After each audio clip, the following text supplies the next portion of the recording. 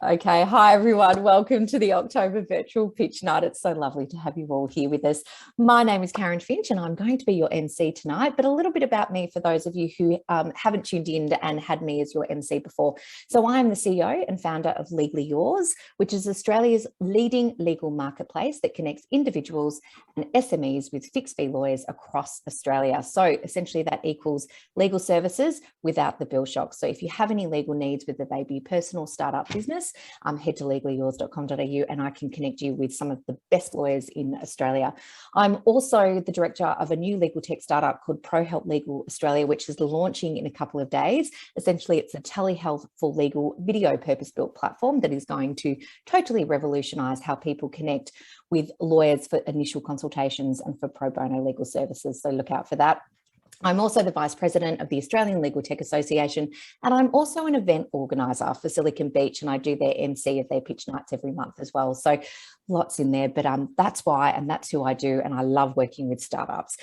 In the spirit of reconciliation, and on behalf of all of us here at Silicon Beach, I acknowledge the traditional custodians of the land that I'm standing on here today, which is the Bunurong, Bunurong and the Wurundjeri Woiwurrung peoples of the Eastern Kulin Nation, and I pay respect to their elders, past, present and emerging, and extend that respect to all Aboriginal and Torres Strait Islander people who may be joining us here today.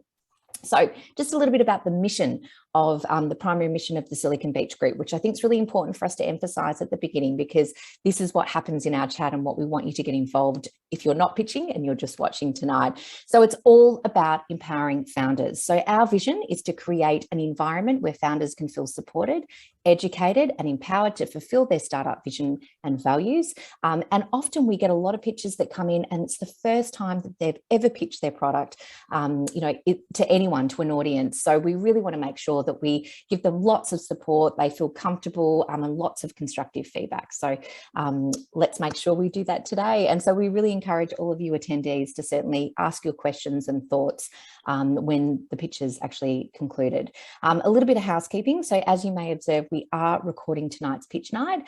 Please make sure you're mute throughout, unless you're obviously talking, which are our judges or our pitchers. And again, as I mentioned, really make sure that you use that chat function to encourage all of our pitches as they go. Now, if anyone wants to turn on their camera, I am going to take a little quick photo. So I'd love to see some faces. So if anyone who's there, anyone, you've got 2 seconds to turn on your camera. 3, 2, 1. Oh, yay. Oh, so good. All right, 3, 2, 1, smile. I always look maniacal in those, but anyway, we did the job. Thank you so much, everybody. I appreciate it. Okay, so before I introduce the judges and the incredible prizes that we have up for grabs tonight, I'd like to take, actually I'm going to hand to David Hauser, who is the lead organiser of the Silicon Beach and does so much for our community, just to say a couple of words on our sponsors. David, over to you. Hello, and thank you, Karen. Hello, everyone on the call tonight. Our pitch night in October, number 10 of the year already. Yes, Karen. Without Karen, nothing of this would be possible. She is our anchor for this event. But there are a lot of more people behind the scenes that are helping us making all of this happen. Shelin, one of the judges here, one of the co-directors of the new Silicon Beach Australia non-for-profit organization. But there's also David Heasley Lawyers, another co-director. We have myself with Think Innovation. We have, oh, David is here. He just waved. And we also have our new friend, Ayanto from Indonesia, who designed our new website for us. So we now have the Carrot Cake Studios as a new sponsor and friend of us as well. So without all of those, nothing of this would be possible. And yeah, we are very grateful to have all of them on board. And if you would like to join us in some sort, please feel free to do so as well. And we will spread the word about your business and your purpose as well. Back to you, Karen. Oh, thank you so much, David. And again, yes, thank you for all the incredible stuff that you do for our community to make it possible to lead us in the direction that it's going. So hats off to you. All right. On to our judges tonight. We are so incredibly lucky to have two incredible women to be our judges for this evening. So Shamila Goplan from the Mechanics of Scale and HerWit. Shamila is an entrepreneur and a corporate leader and has built businesses independently and in Fortune 500 firms globally for 25 years across 3 continents, which can I say, when I say that, you look so young. So there you go, Shamila. I don't know, you must have been about 2 when you were starting building companies. She has built 2 businesses, exited 1, and now on her 3rd and 4th venture, HerWit and Mechanics of Scale. And as she continues her journey of being an entrepreneur with a purpose. In 2016, Shamila was awarded one of Asia's top 50 female leaders. She was appointed to the board of the ACMA. She is appointed as an ongoing coach advisor for RMIT's Launch Hub Accelerator Program and advisor to STEM Australia. Shamila is also the co-host of a podcast, Unapologetically Brown, which is focused on issues around culture, identity, and race to the everyday experiences as a brown woman. So Shamila, I am so excited we got you on the judging panel tonight. Welcome. Please say hello and also let us know about the prize that you have on offer tonight. Well, thank you so much for having me on, Karen. That was an amazing intro, and I'm honored to be a part of this judging panel tonight.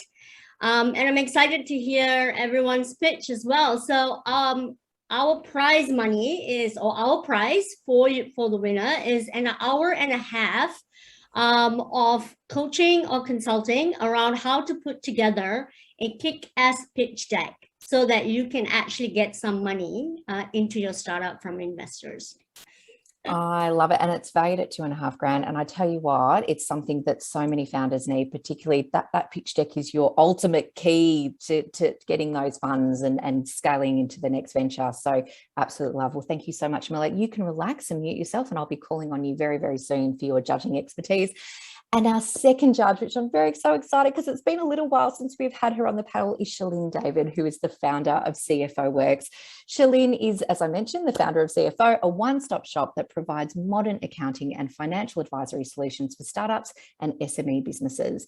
CFO Worx offers holistic accounting and financial solutions with a focus on effective reporting, strategy, growth, and operations. And in her work with startups to validate, launch, and scale, Shelin is not just siloed in the accounting or finance track, but on both sides of the desk. Shelin, it's so great to have you back. Unmute, say hello, and let us know what your prize is tonight. Thanks, Karen. I'm really excited to be back, everyone. Like Karen mentioned, I run CFO Worx. We're a national accounting and business advisory firm. In terms of startup experience myself, so I built the business to a 6-figure business in the first 12 months of running it. So definitely, and we work with a lot of startups and scale-ups as well. So definitely lots of experience there and good and bad stories. As David mentioned, also one of the directors and board members for Silicon Beach.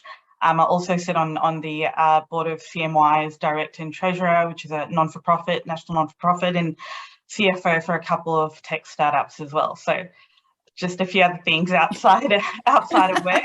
Busy. And what's your prize for one lucky pitcher tonight? Yeah, so for the pitch tonight, we're hoping to award a 1-hour lean canvas workshop. So if anyone's familiar with the lean canvas model, it's a 1-pager where you essentially map out you map and test out the foundations of your startup, the financial metrics, and essentially all the other things to really sort of validate the idea and your roadmap for your startup. So really excited to hear the pitches, and thanks for having me. Oh, thank you so much, Lynn. And you can mute and relax. And we do have another bonus prize on offer, which David, who won't be in the judging capacity this evening, he's got another role that he'll be providing of timekeeper. But David has also offered a 3 60-minute coaching session in design thinking and product market fit for one lucky pitcher as well. So we've got 3 incredible prizes up for offer. Okay, now on tonight to the real stars of tonight, which are our pitchers. So for those of you who haven't attended one of these nights before, each pitcher has 90 seconds to pitch. David will sound a bell to let you know when you've hit that 90-second mark and to wind up your pitch. So please make sure that you kind of get it in with that 90 seconds. I hate muting people, so make sure that you do it. After that, I'm going to unmute to Shamila and Shelin and get them to provide some questions or feedback or other queries so that we can really get you talking about it. And that will take around about 5 minutes as well. So listen out for the bell for that. Once the pitches have concluded, we'll have some time where you'll be able to go into breakout rooms with each of the pitches, and the judges and I and David will deliberate around prize allocation, and we'll head back into the room by 6:55 to make those announcements. Okay, very excited. We are introducing our first pitcher tonight. His name is Arjun Agarwal from Inaam, and I hope I said that correctly. Arjun, unmute. Hello, did I say it correctly? You did indeed. Hello, everyone. Good evening. Okay, you let us know when you're ready to go. Just simply say, start the clock, and we'll get onto your pitch. Good luck. Awesome. Great. Well, please do start the clock. Good evening, everyone. My name is Arjun Agarwal, and I'm the founder and CEO of Inaam. We all have a why. Here's mine. It's 2012, I'm 16 and carefree. My father is one of South Africa's leading entrepreneurs in pharmaceuticals.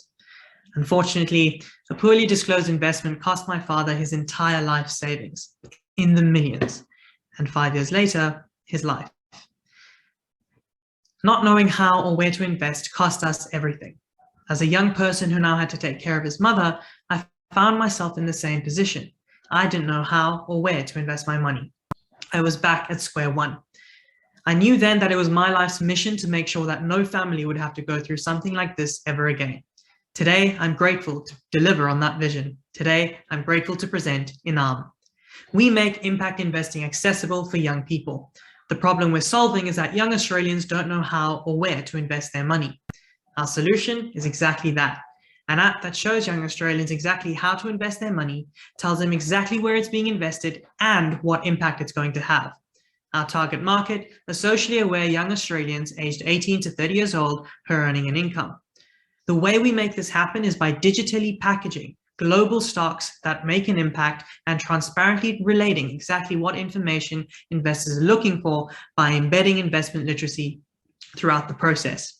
As of right now, we're working on our marketing and we're really looking for a technical co-founder to help us package and connect the APIs to global stock exchanges and launch our platform. Thank you, and I'm really looking forward to hearing your feedback. Arjun, amazing. And I think you got it within the 90 seconds. Was that right? Awesome. I think a thumbs up from David. Amazing. What is, yeah, oh God, incredible story. Thank you so much for sharing. Shamila and Shelin, over to you for some questions and feedback, and I'll pick you up. Shelin, you got there first. All right, and then over to you, Shamila. Hey, Jen. Great pitch, and I love the concept and the idea. Just to really, who are your immediate competitors in the ANZ sort of region? Right, so we have indirect competitors being Braze, Spaceship, Upbank, Sharesies, and Superhero. However, the very important differentiator here is that when you look into the ethical portfolios that players like Braze and Spaceship are providing, you've got companies like BHP Billiton, QNB Insurance, and JB Hi-Fi. These are not impact companies. They are ethical. They check the ethical checkbox, but they're not impact companies by any means. And we're not trying to just provide every single stock as such as Superhero and Sharesies. We're narrowing down to those listed opportunities that are in the impact space with the hope of bringing private market impact opportunities to be made available to our clients in the future. And whereabouts are you guys in that journey? So have you got your AFSL license sorted? Right, so as of right now, we're looking to go through the enhanced regulatory sandbox so that we can test out the market, do a product market fit analysis, and understand the feel of how we would go. And once that testing is complete, we're looking to partner with someone to obtain an AFSL license. Thank you. Amazing. Shamila, over to you.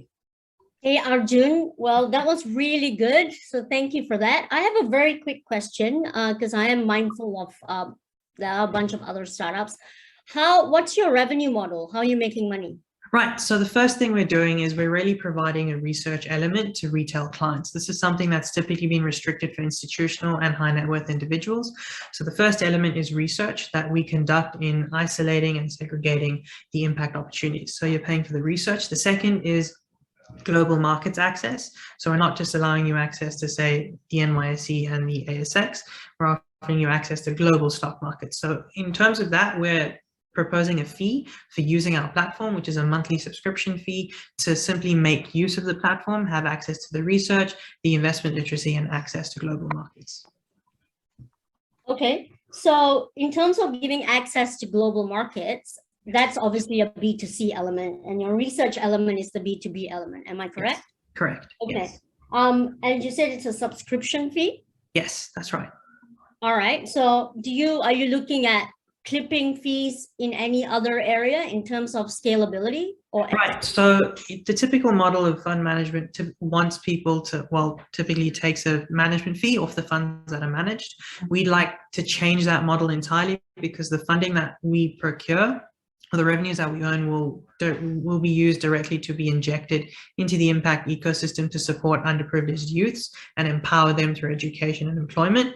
So we'd like to really build that revenue model out by a flat fee of using the platform on a monthly basis, and further down the line look to expand either through the investment literacy platform through educational basis, and also we'll be providing liquidity to the market once we've scaled large enough.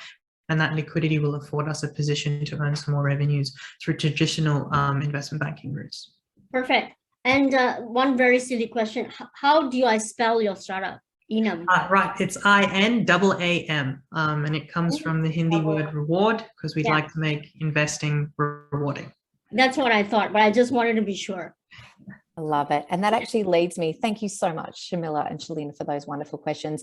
If I can please ask all the pitchers, once you've actually pitched, please get in the chat and pop in the name of your company, how people can contact you and connect with you, and you'll find some questions there. So if I can implore every pitcher to please do that. And again, maybe even also re-emphasize your ask in the chat as well, so that everyone knows what it is that you're actually looking for. Arjun, what a way to kick off our pitch night. Thank you so much.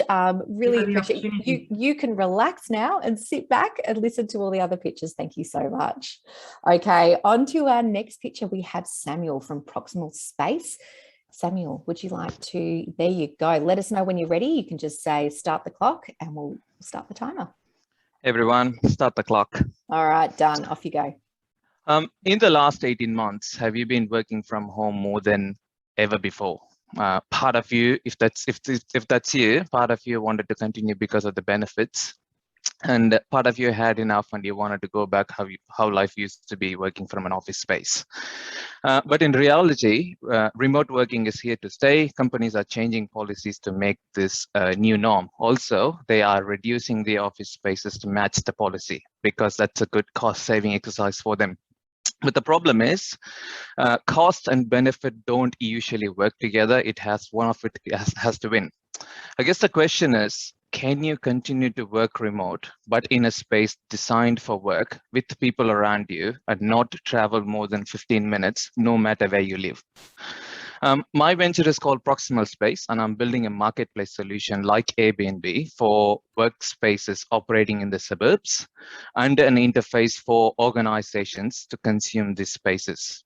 So instead of an organization owning or leasing an office space just in the city, they have access to workspaces all around the town, all around the city, all around the country. For companies, it is a benefit. It's a continued cost saving, because they can make data-driven decisions for their demand instead of basing it on a leasing agreement, a long-term leasing agreement. For staff, it is a work near home solution rather than working from home. So they get the benefit of having to work in an office. At the moment, I have an MVP released in Wyndham. It's a council in Victoria. It's to test the B2C component. I'm planning to market validate for 3 months. From a health perspective, I'm looking for getting the word out, for work with people who are passionate to make a change in this area, especially looking for people with marketing, sales, and facilities background. That's amazing. Me. Samuel, you 90 seconds is up. Well done. Great pitch. And you'll have a lot to put in the chat in terms of your ask. Absolutely love it. Shilin's already unmuted. There you go. She's desperate to I hope you meant that. I think I might have exited. I might have left it on the whole time. But all good. Over to you. I'm happy to go first. Hey Samuel, I think that's a really, really great idea. I'm just trying to find, there was a very similar sort of startup even before COVID, where it was actually a marketplace where and I'm pretty sure it started in Sydney, where you could actually go find hotel lounges or receptions. I don't know if you're familiar, if you've done your competitor analysis, you probably are familiar with who I'm talking about. And they didn't do so well. Now that was obviously pre-COVID. Now that we're in the world that we're in, it might be different.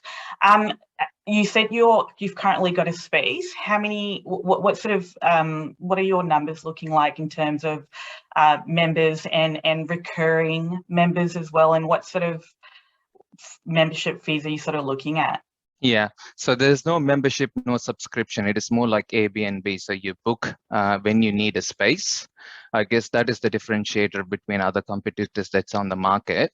I believe you're talking about Spacely, but could be someone else. But what they don't have is actually a marketplace component. So the ones I'm talking about, right?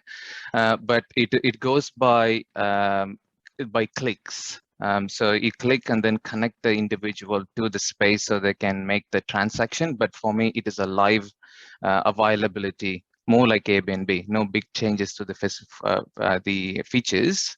But to answer your question, it is more transaction based. It's a revenue model. Yeah, so if I am a user, I'm looking for a space around my home. I look into the map to see what is available. I interact with the provider, and yeah, so if they are happy to take me in, and there will be a transaction charge for the provider and also for myself on top of the fee for the disk space. So yeah, so that's a B2C component. B2B is a little bit more complicated. Yeah.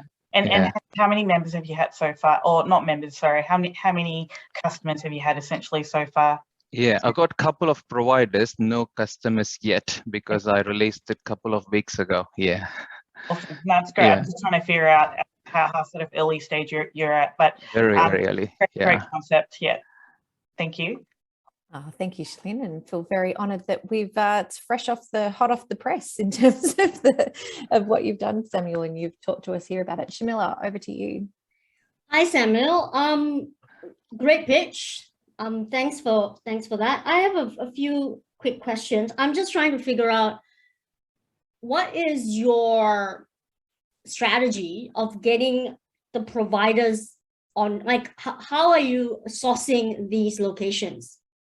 Okay, so currently I've started with the neighborhood I'm living in. I'm living in Point Cook. So Wyndham is the council, right?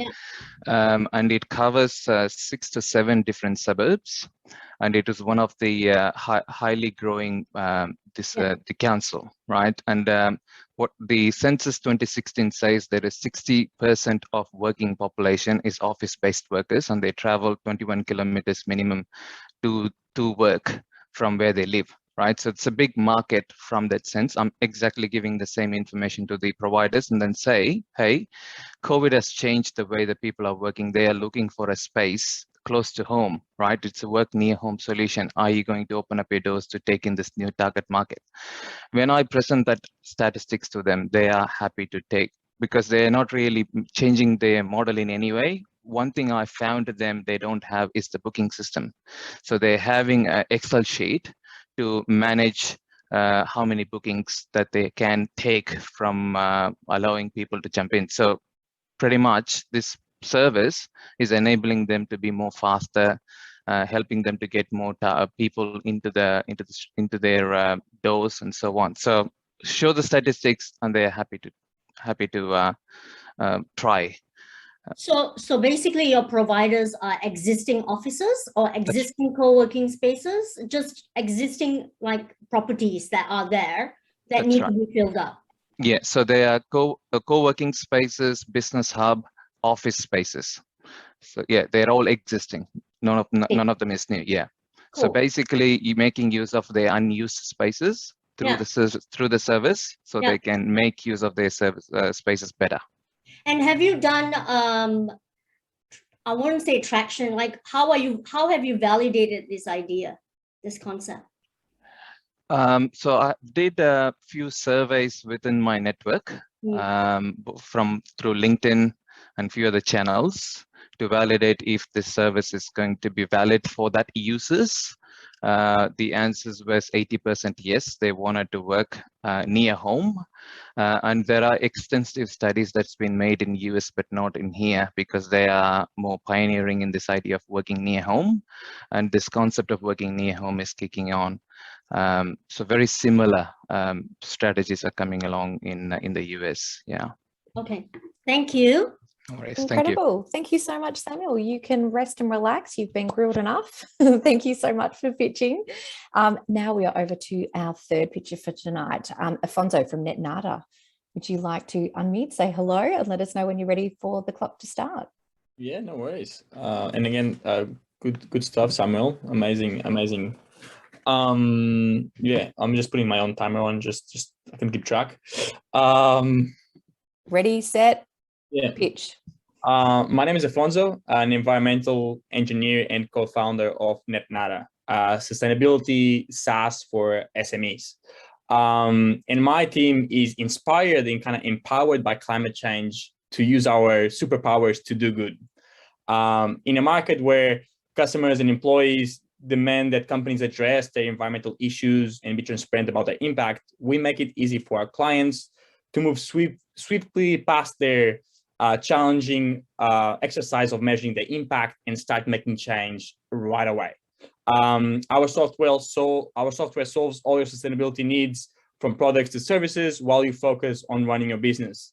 And we know that every company is different. So NetNada combines business automation with AI for an all-in-one platform that converts your operation expenses, your consumption, qualitative data, integrates with your Zero and your Shopify to transform all of that information into sustainability impact and emissions. And then we match that with recommendations that fit your business so you can reduce your impact, retain customers, increase transparency, and kickstart the sustainability journey and path to carbon neutrality.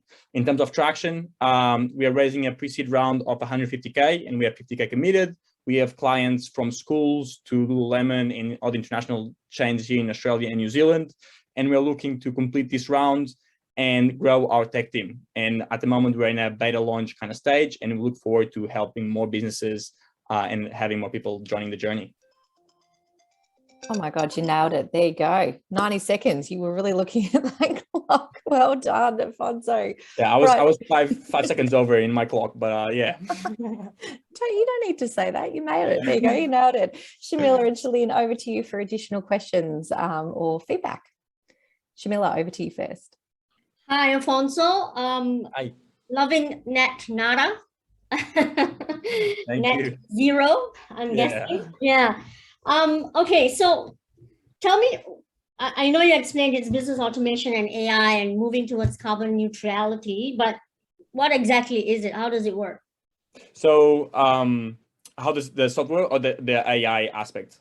Well, both. Like how do you get companies to carbon neutrality and hit the SDG goals? Like what do you guys do? Yeah, so the first exercise is measuring it quickly and effectively and with accuracy to international standards. So we take financial data from your Zero account as a first step to measure your supply chain emissions, like in terms of like conversion, as well as your consumption data from energy, water, gas, fuel, etc. That's the measuring aspect. And then the path to carbon neutrality is to first reduce that with solutions that fit your business. You know, we wouldn't ask a small coffee shop to put 50K worth of solar panel in a 6 months list. It just doesn't make sense. And then after you can see progress and reduction, there's the component of offsetting that we also offer to our clients. The whole thing here is that offsetting is not a solution to solve climate change. So it's important to empower businesses to make change straight away to reduce their impact. Cool. Yep, sounds good. I love it. All good from you, Shamila. Shelin, over to you. Hey, Afonso, I love this. I love your startup idea and everything else. And did you say you've got clients as well, like Lululemon, that are actually on board? Yeah, so that's Lululemon is like a Sydney store, but we have companies like Renew IT that have offices in New Zealand and Australia, and we also have things from like schools in Sydney that use our platform and like recycling companies. So we are still judging what's our really target customer and see who would provide the most value for in that sense, and really see where the value add comes in our software. Yeah, and these are obviously paying customers as well? Yeah. Yeah. We have a mixture of paying customers and just beta users that we get a lot of feedback from. Yeah, cool. Very cool. Because we do have quite a few data sort of tech startups as well that essentially create the very similar dashboards for different things, which is really Really great. On your website, I'm just having a look, and you've mentioned a certification program. Yeah. How have you guys sort of come up with that? And is that endorsed by like an organization in the environmental space? Yeah. So there's two aspects. One is like the NetNada branding certification, which is using our software and using our reduction strategies. The second one, things like Climate Active, which is carbon neutral certifications in Australia by the Australian government, that we are certified for to accredit other people. So if you, instead of paying an external consultant a lot of money, you kind of come on this SaaS journey, which is way affordable while you comply with the requirements to then get certified. At the end of like a X period of time, for example, 12 months of data and reduction and insights. Awesome. I think Michelle's just asked what your ask is, and is your ask, I guess, if investors for your seed round? Yeah, so we're completing our seed round. So, we're 50K from the 150. So more connections in that space as we complete that round. And secondly, we're growing our product team. So we're 6 staff at the moment, and we're looking for full stack developers to come and join that journey. So if you have those skills, happy to have a chat with you and jump on board. So it's a bit of both in terms of ask. Very exciting. I love it. Yeah, I'd love to even have a chat after the pitch, but really, really well done. Yeah, awesome. Thank you so much, and good luck, everyone. Oh, well done, Afonso. And don't forget to pop in your contact details, your ask, where people can get involved, how they can connect with you. And Samuel, that's a little note over to you. Make sure you put those details in as well. We'd love to make sure people can connect with you. So just add those in, LinkedIn profile, whatever, however you want people to connect with you. This is what these nights are all about. Okay, over to our next picture. We have Zac Swindells. Zac, please unmute and let us know when you are ready to go. It's pretty hard to go after Afonso. Seriously, he did a really good job. And he's a very good looking unit as well. So that's all right. Let's go. Let's go. Let's get into it. You look good too. All right, off you go. Yeah, let's start the clock. Okay. Hi all, and thanks for the opportunity to chat with you guys today. I'm from a company called Mirrarme. And what Mirrarme is we've created a virtual try-on service for the clothing industry. We've built an AR and AI technology. So essentially what we do, we give the ability for people to go to any website, to tap onto the clothing, and then to be able to try it on an AR version of themselves. What we do, we get the end user to put in a photo of themselves, a couple of simple measurements, and within 45 seconds, we've created a mirror image of themselves.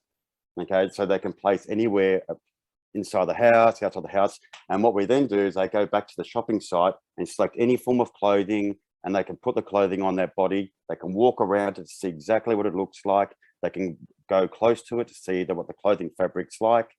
We're using gaming technology to really give the look and feel of the cloth. So we even go right down to the physics of cotton, wool, all the different types of fabrics there to really give the good look and fit. Because one of the biggest issues about online shopping, okay, is how does it look on me? Now, there's a lot of people out there trying to do size fit projects there, but we're the only one at the moment that's actually nailed down the ability to actually see the clothing on and to actually record it, share it, and what have you. So we believe that what it really does, it increases the customer experience, increases engagement. Most people on e-commerce sites, they've only got about a 2.5% conversion rate. And there's my clock, but we're going to bump it up to about 5%, and I'll stop talking because I will go on all night. And that's all right, Zac. You did it always. I could see you getting a lot of comments in there like, wow, oh my God. And personally, yeah, I think it's absolutely brilliant idea. Well done, you. Shamila and Shelin, you might want to ask some further questions, and then also we'll ask you, Zac, what your ask is as well. Who would like, Shelin, would you like to go first? Yeah, Zac, that's an awesome concept. Have you actually, are you guys pre-revenue, or do you actually have post, I guess, revenue paying customers? Yeah, so the company launched in July this year. Okay. So, however, though, we're building the product from about January. Yeah. Because I was sick of returning clothes of my wife and daughters were buying. So that was a big thing. So we launched in July, registered the company in the US. We've got a couple of customers in trial at the moment now. Funny enough, our products we got shortlisted for the Luxe Fashion Awards over in cool. Switzerland. I'm a bit days today because last night I was at the Fashion Tech Startups conference in Milan, was where I was one of the judges there as well. So yeah, we're really getting the name out there pretty quickly. So revenue wise, give you an idea how our revenue stream will work. It will be a SaaS-based model as a starting point, based on the skill items they have. So we'll have different structures. We'll have the ones for the smaller SME for 10 items, 50 items, 100 items, 1,000 items. We'll also have then a marketplace model where we can actually bring the end users on, the SMEs on, the shops on, and then they can get on for free. And then what we'll do is we'll take a percentage of any sales that have gone through. So it's sort of like a mini affiliate program there as well. And we see that's really a big opportunity because our go-to-market strategy is going to be inside Shopify. They've got about 380,000 clothing retailers alone on their platform. We've got Wix coming out with their platform as well, looking for partners. And AR is the real big buzz thing at the moment there. And the biggest challenge has been for everyone wants to move into this virtual try-on service, but the issue has been is how do you get the cloth to look as realistic and sit on a body for all body shapes, and for body shapes, we're talking, I don't need to, I'm preaching to the converted here and all the people online, everyone's different. Yeah, I was going to say, I think you might, sorry to interrupt you, but I think you might, have you had challenges in terms of, because you take a photo, 20 different photos, it says, you send it to the portal. So you're going to have, I guess, challenges with different types of bodies and... Oh, no, that's not even that. No, we can do, that's for the hard bit. The hard bit was, the hard bit we thought was going to be the body and the easy part was going to be the clothing. It actually became the complete reverse. Right. All right, so the body's pretty easy. We can do a full mirror image of yourself in 45 seconds from a single headshot. You put in like your chest, waist, and thigh measurements. We use our AI because we input a hell of a lot of data inside there to mimic. Skin complexions, all that is covered off as well. So we can cover off for the diversity of people. Because obviously we're a very diverse universe here in Australia and the world anyway. So that's the easy bit. With regards to the 20 images, that's for what we use in a process called photogrammetry. And what we do, we grab all these images of the cloth. Okay, we then put it into our AI system. It takes about 45 minutes to create the cloth into a 3D object. And then what we're using some of the technology used in Star Wars, okay, to actually turn that fabric, okay, into a more realistic version. So we're using some gaming concepts there to put it on there. So if you want to, you can jump on the website, you can download it, put your measurements in. There is a test dress you can try on. It's a cheap one, okay, it's on sale at the moment, okay, for about $1,400 US. So but that's what it's about. I think the virality of this as well for brands to use and to try on outfits which you never could do before, you can try on, you can share them with your friends. So we think there's a win-win component for everything. And one of the biggest wins I think we can have is that we can reduce return rates of 40-odd%. Okay, and if we can halve that by about 20%, I think we're making a good impact to the environment, because I think around about 4 billion pounds of clothing goes to landfill every year. And it's a horrendous number. And this is a problem with fast fashion. And we're trying to obviously reduce a lot of that fast fashion mentality. And is really, so cool. I'll shut up there. Thanks, Zac. I think you've answered that question and a few more as well. Oh, I'm very good at it. That's why they call me Zacadamus, right? So I can predict the future. Okay. Love that. Shamila, you have an opportunity for maybe just one really micro. Yeah, I have one quick question, Zac. Thanks, Karen. You said you have customers in trial. Who are they at the moment? Can't say because I'm under NDA at the moment there, because obviously and these the two we're testing at the moment aren't small brands.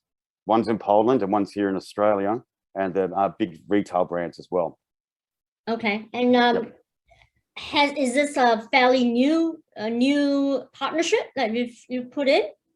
Yep, it could only do anything post June this year when the company's formally registered there itself, but there was discussions way before that to validate my idea, so forth. And I don't want to do one of those field of dreams, build it and hope they come. So the idea was validate the idea, get some interested parties, and then obviously deliver the product so that we can go hit the ground running. Perfect. Thank you. Smart. Love it, Zac. You can take a breather. Well done. Congratulations. And there are a couple of comments in there. Someone was asking, Michelle, I think it was, who I'm loving your questions in the chat, was asking you about your team and different things. Please pop in how people can go, where they can go to try on this $1,400 dress. That's what I'll be doing tonight. Love it. Thank you so much, Zac. All right, over to our next picture tonight. Peter from Quilibrium, would you like to unmute and let us know when you are ready to go? So hi, Karen. I'm going Miki. Miki's doing the presentation. Quick change. Sorry about that, Peter. Okay, Miki, over to you. There we go. I'm muted. All right. When I say the word you, can start the clock. And you are a farmer. Coastal community, Southeast Asia. There's food on the table, a family. You use WhatsApp. You pay your bills online. Through farming and fishing, depending on the season, you mastered traditional farming and marine skills. In 6 years, what you do changed. You grow saltwater plants, seaweed, mangroves. They eat CO2, they help the environment. You produce human food. But that's half the story. You see, what you do has turned into a tech job. You partnered with us, Quilibrium, a supplier, but different. We don't just sell stuff. We partner and we earn a part of your revenue. This means we have one interest: to help you build it. Your capability and prosperity, your environment, your relationships. Capabilities from tools, infrastructure covering hectares of water, like a blanket, supports life, doesn't block sunlight, crop growing down, tree nursery going up, sensors, gear you make on site. We train you with 3D printing, molding, you even get revenue from changing your designs. Your capability and prosperity. We connect to academia, ensure you have access to experts, and getting you accredited for growing the right stuff. So your environment and relationships. Quilibrium will have many such partners. The model scales. We have the solution, the team, and the interest. We're building our first partner right now. We need 2 million Australian for our prep, not the partner, to double down and build the next 5. Thank you. Miki, woof. Gold star, got it in that 90 seconds. Well done. Perfect. Shamila, you've already unmuted, so I'm assuming you've got something you'd like to ask straight away. Hey, Miki, love the sharp and short presentation. However, I have to say, I'm trying to understand what exactly you do for farmers and the environment and, like agriculture. So we provide the, we're an input supplier, meaning farmers need inputs in order to produce what they produce. What we do is we're a holistic input supplier. So we don't just sell one tool. First of all, we have an infrastructure design. So that blanket I spoke about, it's floats and anchors, and there's a design there, but we don't sell them boxes with those things. Rather, we say, and there's a lot of interest in our first customers on the island of Ambon in Indonesia. And they're like, we want to make this stuff. We want to be making it ourselves. Teach us how to make it. Don't make it for us. And that we realized at some point that that's a huge part of the value add, that it's not just about giving them the tools and sending them off to do their thing. It's about empowering them to become more technical, more involved in the production and even in the design of the tools. And everything we've been doing, the IP model, how we share the designs, how we do their first initial training, works towards them being able to really steer that themselves. And we're there to empower them just by bringing this package. Okay, so you have a customer in Indonesia, you said? Mm-hmm. We're in the process of jointly starting this farming venture. Right. So are you revenue generating at the moment? Not yet. Okay. And how long have you guys been around? 7 months, I believe. 6 months. So all the design and preliminary work. Okay. And so your ask is $2 million? Mm-hmm. What's the $2 million for? So the $2 million is for us.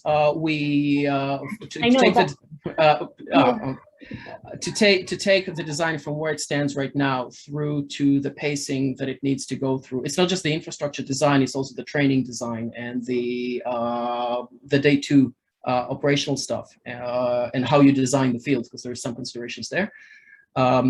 we so to basically get that set of product services ready to be put on their lap,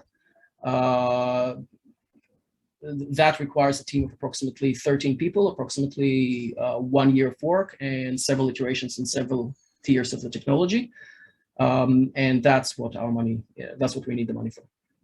Okay, thank you. Thanks, Shamila, for those questions. Shelin, have you got a quick one, or we might actually move on because we are running out of time? I know you popped in the chat, you've asked them for their website. Was there anything else just really? Yeah, no, not really, Miki. I'm just kind of struggling to understand where you guys are at in the actual like ideation stage or even revenue validation model stage. I think Shamila's asked most of those questions, but if you could just share maybe a website or a landing page, I think that'll be great. Thanks. Cheers, will do. I'll do that in the chat. Amazing stuff. Well, thank you so much. You can relax now, Miki, and we'll go over quickly to our next picture. We've got Agresta from Abodey. Jo, let us know when you are ready. Unmute. Now, Jo's had a bit of technical issues with her internet, and I think she may have frozen. Jo, are you there? Maybe turn. Oh, it's quite glitchy, Jo. Oh, Jo. We might actually move on. Oh, you're very glitchy. Sorry, Jo. All right. We might actually move on to our next picture, and I'll see if I can get Jo back. God, how much do you love technology? Our next picture is Scott Phillips. Scott, sorry, I didn't give you any warning. Sorry, Jo. I'll have to mute Jo. But Scott, are you ready to pitch? Yeah, sure, Karen. Can you hear me all right? We can hear you fabulously. So just let us know when you're ready to go, and we'll start that clock. Okay, sure. Let's do it. Let's start the clock. So yes, my name's Scott Phillips. I've invented a new category of VR hardware called the VR Walker. It's basically VR for your feet. I used an early VR system in 1994 and was amazed to discover that you can't just walk around in virtual reality, at least without bumping into things in real life. So I set about building a system that's functionally equivalent to an omnidirectional treadmill, except it's a pair of shoes. Think motorized roller skates, and you've kind of got the right idea. Now, these will immobilize you in the real world whilst allowing you to walk naturally like you're on a treadmill, translating your intention into the virtual reality. So it looks like you're walking around, and it feels like you're walking around. Your brain will just go, I'm walking. In a game, in a training simulation, in a digital engineering application, any VR experience where you want to walk around. It's actually the equivalent of a mouse for VR, as it allows you to intuitively navigate your computing environment, only this time just by walking and feeling deeply immersed in the experience. Several shoe-based mechanisms have been attempted, but they're all linear rather than omnidirectional, which is important and somewhat more difficult to pull off. Also, the subject of my most recent patent activity. I've got to the point where I've been able to 3D print the mechanism and integrate it into the current prototype. And I'll be happy to show this to prospective partners and investors under a signed NDA. Visit vrwalker.org for details. Amazing pitch, Scott. And I was lucky enough to see you in real life pitching your VR Walker. And I'm just trying, it must have been 2019. It certainly wasn't last year in real life. And I actually got to see your prototype and how it was. So amazing. Very good to see you again. Yeah, terrific. I love it. YBF Ventures, actually, that's where it was. You pitched there. Okay, over to our judges for some feedback, comments, questions, asks.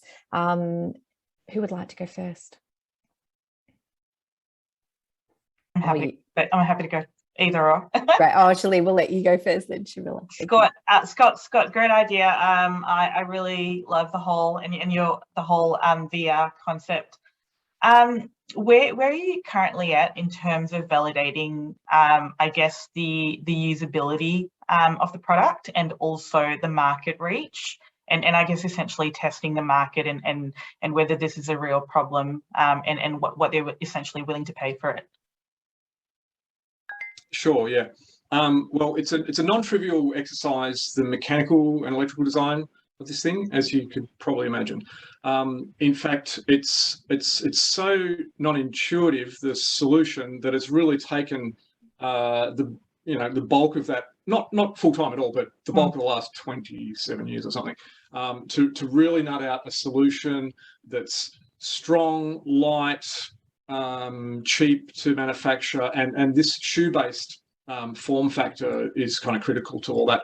There are products in the market at the moment. There's a company called Cat VR. They've been around for a long time as well. This whole thing has gone through the Gartner hype cycle and is coming out the other side of it. So behind me, you'll see a couple of headsets hanging on the stand there. One of those is an Oculus Quest. Oculus has really changed the game. And so that's enabled companies like Cat VR to get some oxygen in the marketplace. They've only just sort of relaunched their thing, but hopefully they do well. Those systems, though, it's like, it's a dish. It's like you're running in a slippery dish with a harness on your back or whatever. It's, I've seen it done, but it doesn't get you to where you want to be. It doesn't give you the natural feeling of walking. Similarly with, another problem with the virtual reality treadmills, I don't know if anyone's seen Ready Player One, but they had a thing called, in real life, it's called the InfiniDeck. And I've actually used it at a VR trade show in California. And that's great, but it weighs half a ton, right? So you have to knock a wall out of your living room to get it in front of your PlayStation, whereas the shoe-based device, it comes in a box like any other device. And I think it's going to be price competitive, like similar to the headsets, between $500 to $1,500.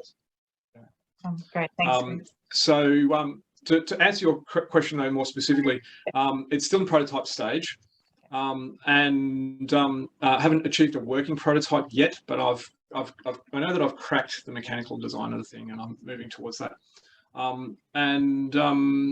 Also, that marketplace is just obviously booming at the moment. So the time is now to breathe life back into the project. That's great. Thanks, Scott. Yeah, we've got quite a few hardware clients, and so it's always a bit hard to try and get the back end right to then really sort of, the sort of timeline to eventually sort of monetize on the project. But hardware's hard. Thank you so much, Shelin. Shamila, would you like to ask a question of Scott? Scott, I mean, this is really interesting. I'm not sure if you've answered this earlier or not. But there are a number of competitors out there like Foot Motion and so on and so forth who, have kind of created something similar, if I'm understanding what you're talking about. So how do you see yourself stake up against them? Because they are global players and they are present in Australia. So what is your value proposition then? Oh, well, the value proposition is that there's been a whole lot of people do this in different ways over the years, and they've all tended to take one shortcut or another, or several. What this enables is the most natural experience of virtual locomotion that I can imagine anyway, put it that way. So in other words, it's not tethered to anything. It's wireless device, battery powered, and fully holonomic or omnidirectional, as well as it operates on a flat floor, so you don't get that dish kind of feeling. So as you go through that walking motion, it will feel as accurate as possible given the circumstances of what it actually is. And what are your price points? Well, like I say, I think it can be cost competitive with Oculus type of consumer headsets. So it needs to come in sub $1,000, between $1,000 and $500. I'd say. Yeah. And what was your ask? Well, at the moment, that's a bit of a how long's a piece of string. I know that. Well, I've been told that to take this all the way through the process to a ready-to-go consumer product similar to these things is a $20 million proposition. Now, I've had other people check that and they said, well, that guy's not an engineer. What would he know? But, it's still going to be significant. I'm at the moment looking to pull runway to the tune of about $1 million, but not necessarily from a single investor. Okay, so are you asking for $20 million? Is that your ask? No, let's say my ask is $1 million. Okay. Do you have a prototype? I have not achieved a working prototype at the moment.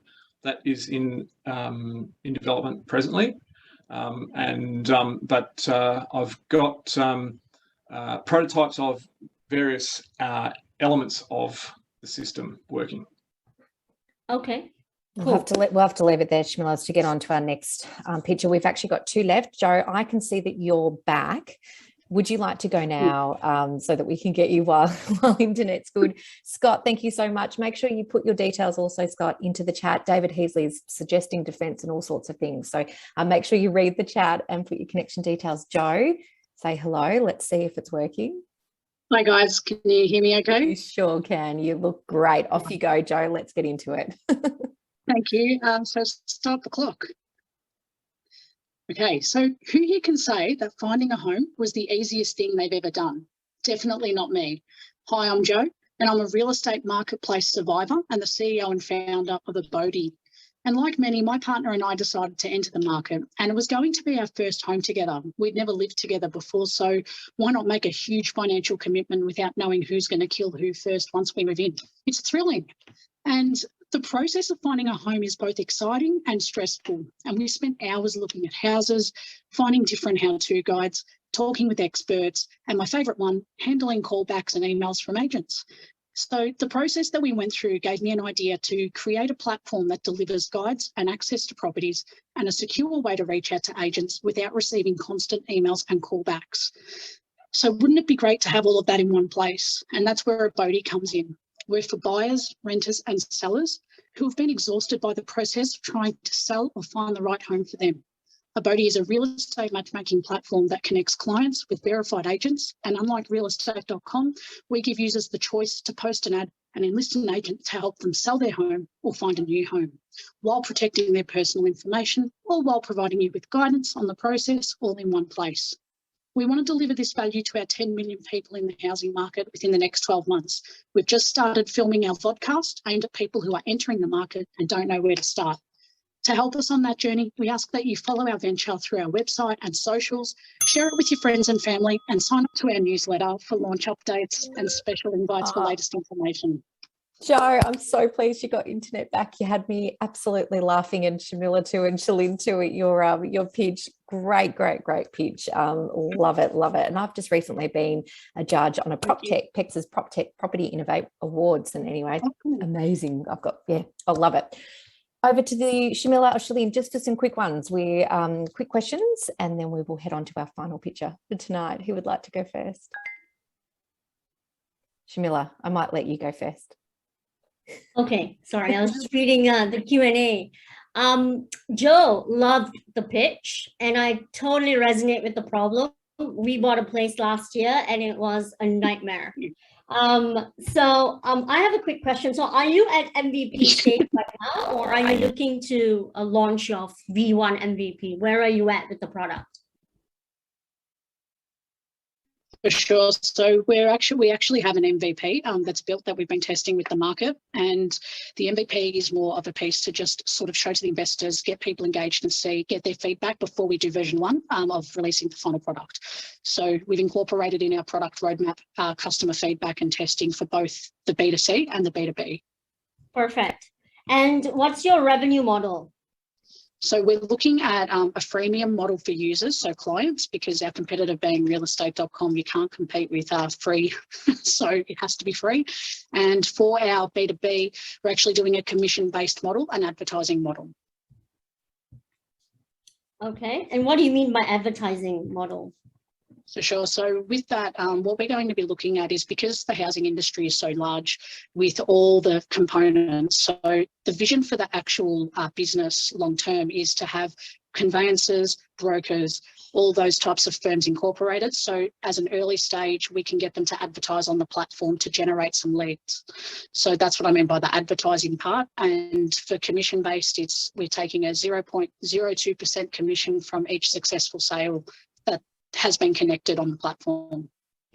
Okay, have you thought about we work at Mechanics of Scale. We work with tons of marketplaces. It's one of our specialties, and product businesses. So have you thought about a subscription model as well? Probably for consumers, like the end users, for a certain period of time, because when people buy homes, they don't, it's not a decision that's easily made. It takes a bit of time. Yeah. So 100%. yeah, great. I love it. I really do. That's it. Thank you. Oh, thanks, Shamila. And Shelin, have you got anything just quickly to add? No, not really. I think great pitch, Joe, and yeah, definitely a problem to solve. Thank you. I love it. I'm so pleased we got you back, Joe. You sit there and rest. You can mute. I love it. And we are over to our final picture tonight. These nights go so quickly. We've got Nicholas Heng. Unmute. Let us know when you're ready to go from Student Consulting. Are you good to go, Nick? Yeah, I'm ready to go. Yep. All right, over to you. Timer starts now. Cool. Thanks, everyone. My name is Nick. So back in 2016, I was a second-year student studying somewhat of a niche course in healthcare.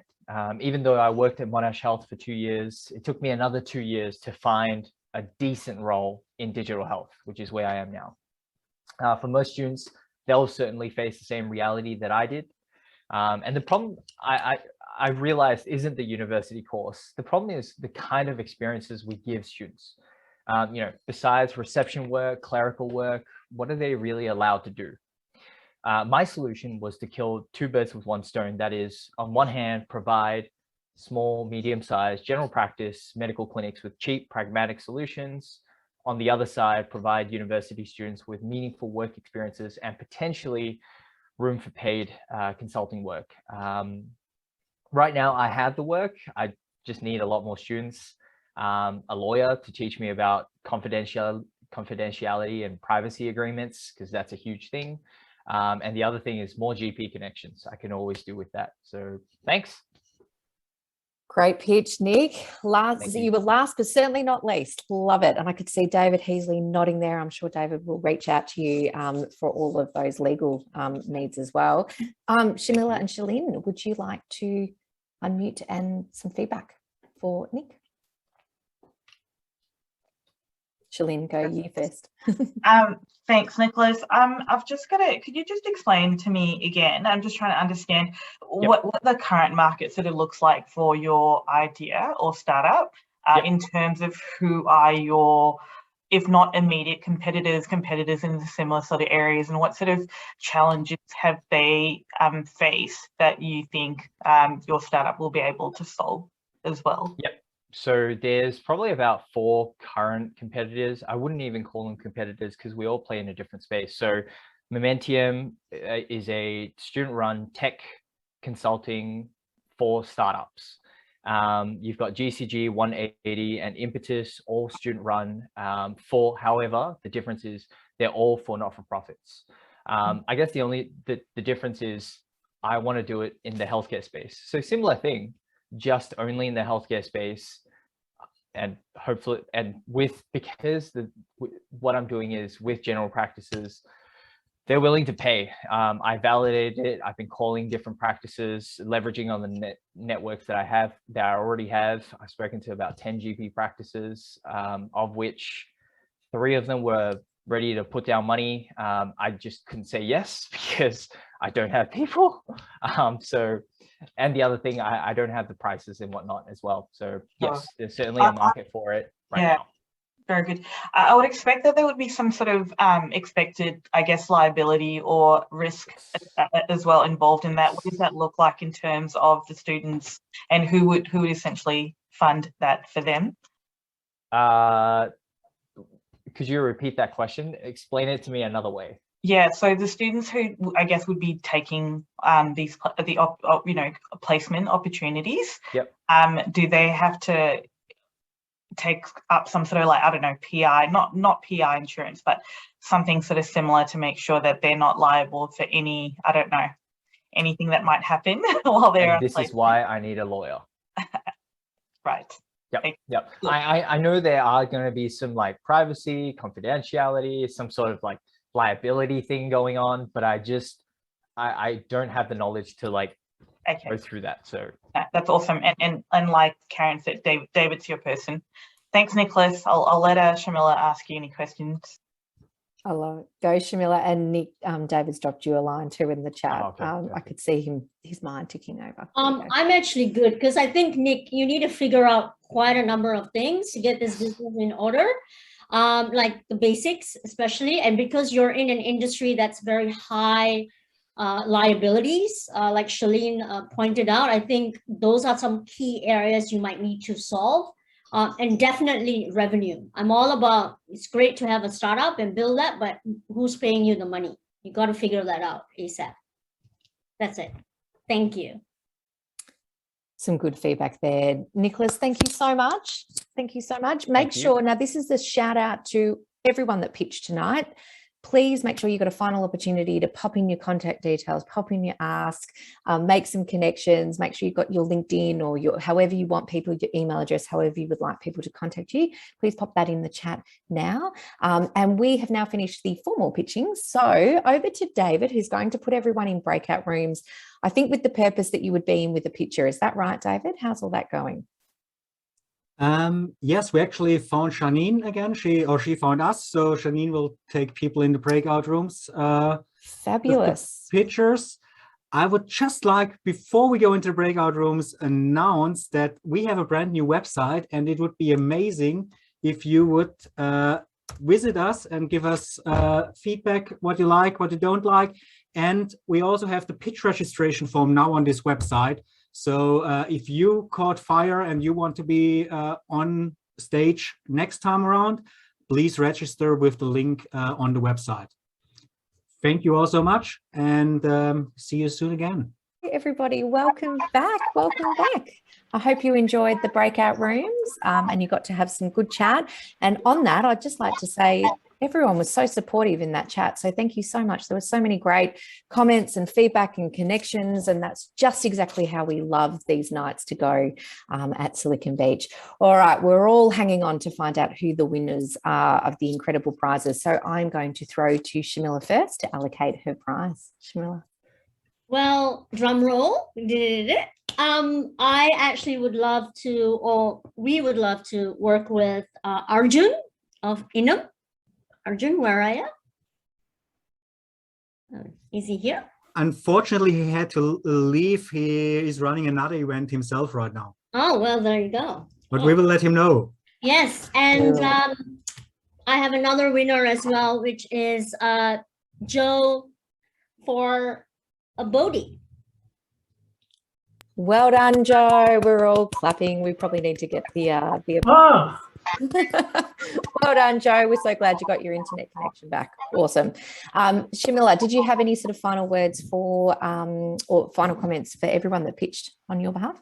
I think there's some amazing ideas here. I think you guys are on the right track around wanting to make a positive impact. Just, doesn't matter in which capacity. I would just say keep on going. Sorry about that. That's just a race car outside my house. But yeah, reach out. I put my LinkedIn details on the chat. So if you need any advice or you need any help, please do reach out. I'm more than happy to help. Incredible. Thank you so much, Shamila. And on behalf of all the people at Silicon Beach, thank you so much. We so incredibly loved having you as a judge. We hope you come back again. So thank you very, very much. Well, all right. For having me. You're welcome. All right, David, over to you next to announce the winner of your prize. Thank you, Karen. Yes, my prize, 3 sessions of design thinking coaching and product market fit coaching go to Sam. Sam, are you still in the room? Where are you? Can't see. Samuel Kanagaraj? Yes, I think he may have. Oh, yes, there he is. Woohoo. He's there you are.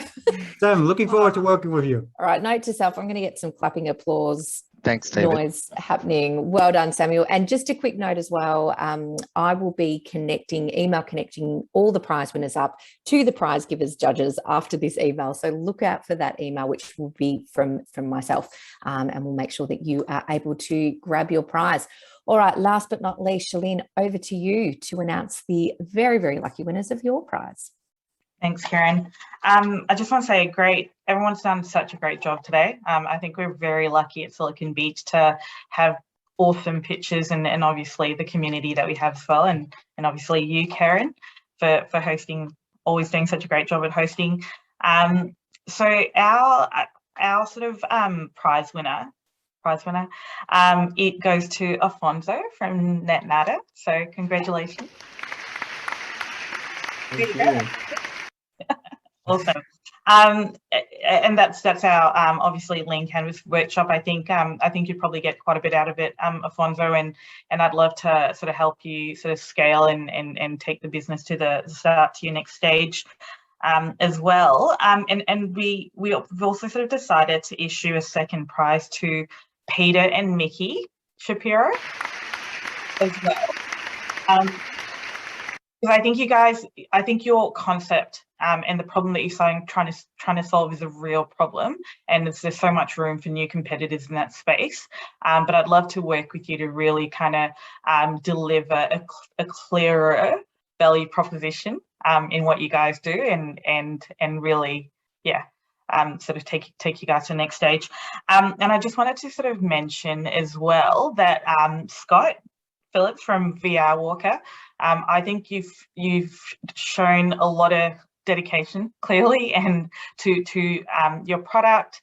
But what I'd also like to suggest is maybe just getting in touch with the hardware community to sort of, I guess, get a better understanding of how you take your current prototype to a working prototype and to that sort of monetization revenue model stage, and also whether with your product, whether something like a Kickstarter or Indiegogo kind of campaign might suit what you're doing, and really kind of get you the revenue in advance to then sort of scale.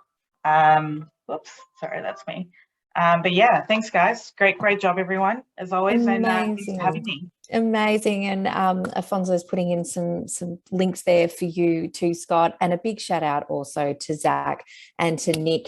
We really hope you come back next to our November pitch night as well. And Zac, I'll be trying on my $1,400 dress, so we will be getting behind you too. It was honestly a really tough competition tonight, but you were all winners. There you go. I declare you all as winners because I can. David, I'm going to throw to you to close out. You've got about 40 seconds. Off you go. Thank you so much, Karen. And again, all the pitches awesome. And just from the time point of view, everyone was basically within 5 seconds within the 90 seconds. That was amazing. Great to have you all here, and we would love you to join us for our upcoming events as well. Next week, Karen organized an event together with Virtual crowdfunding platform, how to fund your startup with equity crowdfunding. It's filling up quickly. I think we already have 80 RSVPs for that one. So get your spot before it's too late. And then the other week, the 20th of October, we are the Australia partner of Arena 24, the 24-hour once around the world pitch event, kicking off here in APAC at 10 a.m. at the 20th. There are still spaces to pitch to get. It's for tech startups, but if you do not get in, it's definitely worth to join anyway. There are over 1,000 investors, so give it a go. Hope to see you there. With that said, thank you, Karen, for your awesome work as usual. For Janine in the background, Shelin and Shamila for your judging, and have a beautiful night, everyone. I love you. Thank you. And Janine, play out the applause. I was loving that. God, we'll see you all back here for November pitch night. Bye, everybody. Have a good evening. See you later.